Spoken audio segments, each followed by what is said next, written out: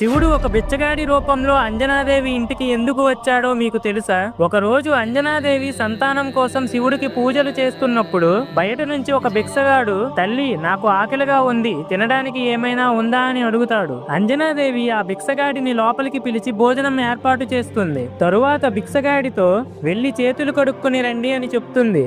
అది విన్న భిక్షగాడు, లేదు లేదు, నా జీవితంలో ఇప్పటి వరకు ఎప్పుడూ చేతులు కానీ నోరు కానీ కడుక్కోలేదు అని చెప్పి అంజనాదేవి ప్రత్యేకంగా శివుడు కోసం ఏర్పాటు చేసిన సింహాసనంపై కూర్చొని భోజనాన్ని వడ్డించు అని గర్వంగా చెప్తాడు. కోపం వచ్చిన అతిథిని ఏమీ అనకూడదు అని అంజనాదేవి భోజనం వడ్డిస్తుంది. ఆ భిక్షగాడు వడ్డించిన భోజనాన్ని తింటుంటే నోట్లోని ఆహారం కిందకి పడుతూ ఉంటుంది.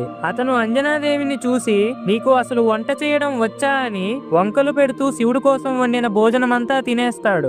అంజనాదేవికి చాలా కోపం వస్తుంది. అయినా ఏం అనకుండా సహనంగా